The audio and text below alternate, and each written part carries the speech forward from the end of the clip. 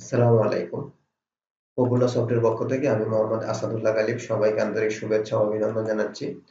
আজকে সিএসএস কোর্সের 20তম পর্ব নিয়ে আপনাদের মাঝে হাজির হয়েছি। তো যারা পিছনের পর্বগুলো মিস করেছেন আমাদের চ্যানেলে ঢুকে পিছনের পর্বগুলো দেখে নিতে পারেন। তো চলেন আমরা আমাদের আলোচনা শুরু করি। তো গত পর্বে আমরা সিএসএস টেবিলস নিয়ে আলোচনা করেছিলাম। তো আজকে খুবই একটি ইম্পর্টেন্ট জিনিস নিয়ে আলোচনা করব, তা হলো সিএসএস ডিসপ্লে। অর্থাৎ এই ডিসপ্লে প্রপার্টিটা নিয়ে আজকে আলোচনা করব। এটা আমাদের খুবই কাজে লাগে। এটা হলো আমাদের index.html ফাইল। এখান থেকে আমি যে স্টাইলগুলো আছে রিমুভ করে দিচ্ছি। ওকে, স্টাইলগুলো রিমুভ করে দিলাম এবং বডি এর ভিতরে যে html টেবিলটা আছে, দেখেন এই টেবিলটাও আমি রিমুভ করে দিলাম। রিমুভ করার পরে এখন ইন্ডেক্স ফাইলে আমার কোনো কিছু নাই। এখন যদি আমি ব্রাউজারটা রিলোড করি তাহলে আমরা দেখতেছি যে কোনো কিছু নাই। ওকে, তাহলে এখানে আমি একটা ইউএল ট্যাগ নিচ্ছি। তো ডিসপ্লের মধ্যে আমাদের কয়েকটা প্রপার্টি থাকবে, সেই প্রপার্টি গুলো আমি আলোচনা করব। তো এখানে একটা ইউএল নিচ্ছি, ইউএল ওপেন এবং ইউএল ক্লোজ। ওকে, আনঅর্ডার্ড লিস্ট। তো এখানে আমি জাস্ট একটা এলআই নিচ্ছি।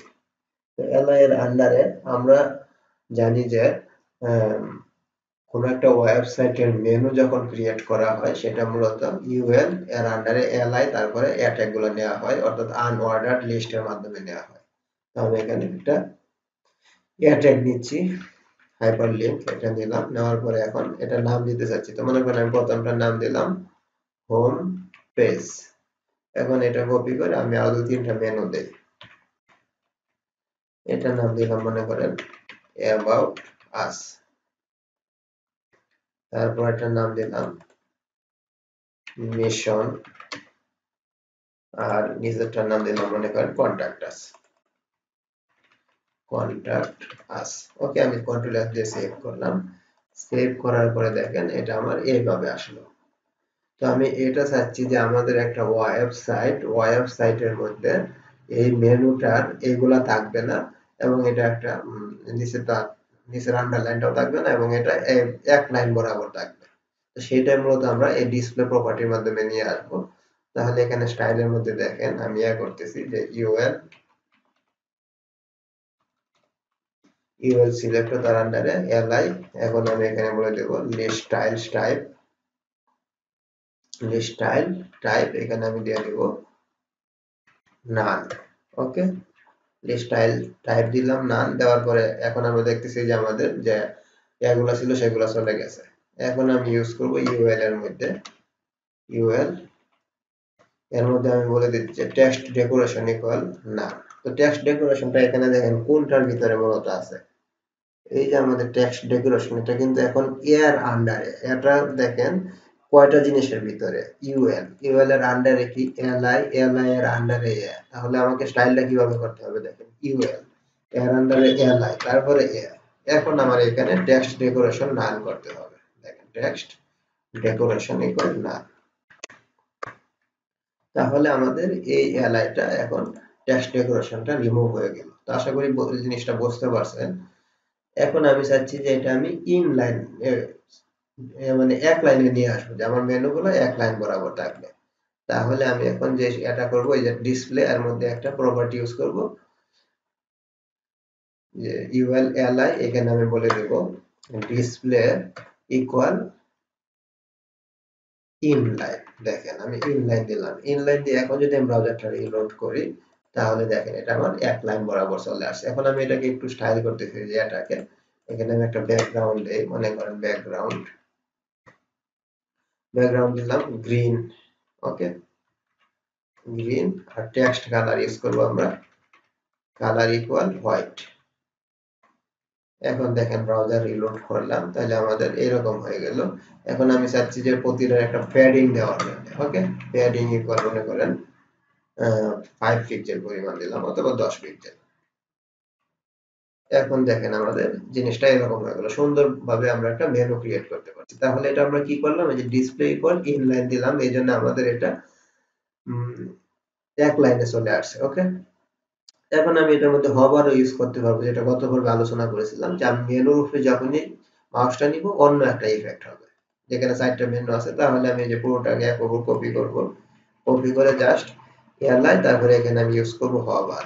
ওকে, হভারের মধ্যে আমার ব্যাকগ্রাউন্ড কালারটা আমি বলে দেবো, মনে করেন ব্লু, আর এই কালার হোয়াইটই থাকবে, টেক্সট কালার হোয়াইট। এখন আমি ব্রাউজারটা রিলোড করলাম, দেখেন এই যে আমি দেখেন এখন যখনই কোনো একটা মেনুর উপরে মাউসটা নিচ্ছি আমার সুন্দরভাবে হভার হচ্ছে। তো আশা করি জিনিসটা বুঝতে পারছেন।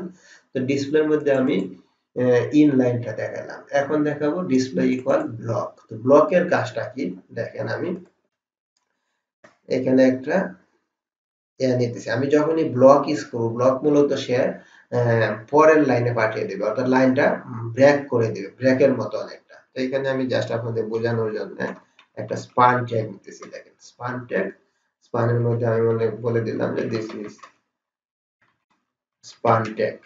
ওকে, এই ট্যাগটা দিলাম, দিয়ে এখানে আমি সেম লাইনটা কপি করতেছি। দেখেন কপি করে এখানে আমি পেস্ট করলাম, আর একবার এখানে পেস্ট করলাম। পেস্ট করার পরে কন্ট্রোল এস দিয়ে আমি সেভ করলাম। দেখেন সেভ করার পরে এখন যদি ব্রাউজারটা রিলোড করি, আমার তিনটা জিনিস একই লাইনে আছে। ঠিক আছে, তো আমরা জানি যে HTML এ যখন আমরা কোনো কিছু ব্রেক ইউজ করি, এই মানে লাইনটাকে ভাঙার জন্য, তাহলে আমি ব্রেকটা ইউজ করলে লাইনটা কি অটোমেটিক্যালি সে ভেঙে দেয়। ওকে, যেমন এখানে আরেকটা ব্রেক ইউজ করব, তাহলে লাইনটা ভেঙে দিবে।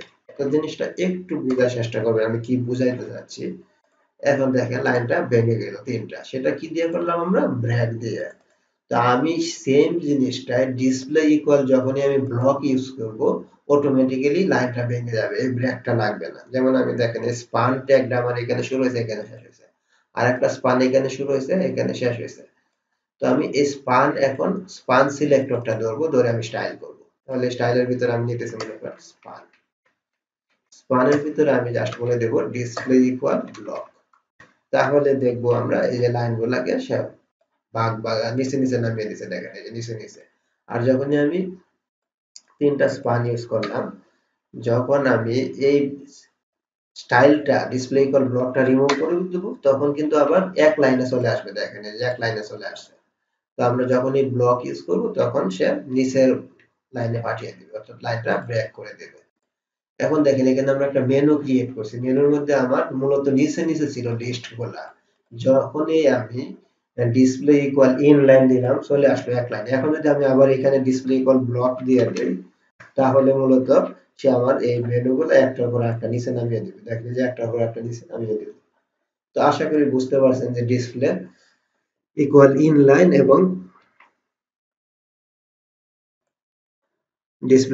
ইনলাইন এবং ব্লকের মধ্যে পার্থক্যটা আশা করি বুঝতে পারছেন। তো এটা আমি ইনলাইনে রাখলাম। আরেকটা দেখেন ডিসপ্লে ইকুয়াল আমাদের নান একটা প্রপার্টি আছে। দেখেন এটা আমি রিলোড করলাম। তো এখানে আমরা দেখেন স্পানটাকে আমরা করি, স্টাইল করি যে স্পান এলিমেন্টটাকে আমি ডিসপ্লে ইকুয়াল নান দিব। এখানে দেখেন ডিসপ্লে ইকুয়াল ব্লক দিছে, এই জন্য লাইনটা সে তিনটা লাইন ব্রেক করে নিছে, কিন্তু আমি এখানে ব্রেক ট্যাগ ইউজ করি নাই। এখন আমি ডিসপ্লে ইকুয়াল যখনই নান দিব, এটা আমার হাইড হয়ে যাবে, হাইডের মতো কাজ করবে। দেখেন এটা রিলোড করব, এখন দেখেন আমার কোনো ডিসপ্লে নাই, অর্থাৎ এটা নান হয়ে গেছে, হাইড হয়ে গেছে। তো আশা করি জিনিসটা বুঝতে পারছেন। তো আমরা নান দিলেও হাইড হবে, এই ক্ষেত্রে আমরা আরেকটা জিনিস ইউজ করতে পারবো, সেটা হলো ভিজিবিলিটি ইকুয়াল হিডেন। যেমন আমি এখানে স্পান এলিমেন্টটা ধরে আমি বলতেছি ভিজিবিলিটির মধ্যে আমি দিতেছি হিডেন। ওকে, হিডেন। তাহলে মূলত সে এই স্পান ট্যাগের ভিতরে যে কন্টেন্ট গুলো আছে সেগুলো হিডেন করে রাখবে। ওকে, এটা দিয়ে আমরা হিডেন করতে পারবো, অথবা ডিসপ্লে ইকুয়াল নান দিলে সেটাও হিডেন করে দেবে। তো এই মূলত আমাদের ডিসপ্লে প্রপার্টির মধ্যে আমরা এই তিনটা জিনিস কাজ করব। একটা ডিসপ্লে ইকুয়াল নাম দিব, তারপরে ইনলাইন, আর একটা হলো ব্লক। তো আশা করি প্রতিটা জিনিস সুন্দরভাবে বুঝতে পারছেন। তো নেক্সটে আমরা সিএসএস এর আরেকটি পর্ব নিয়ে আপনাদের মাঝে হাজির হব। তো সবাই ভালো থাকবেন, সুস্থ থাকবেন, আর ভিডিওগুলো দেখে দেখে প্র্যাকটিস করবেন।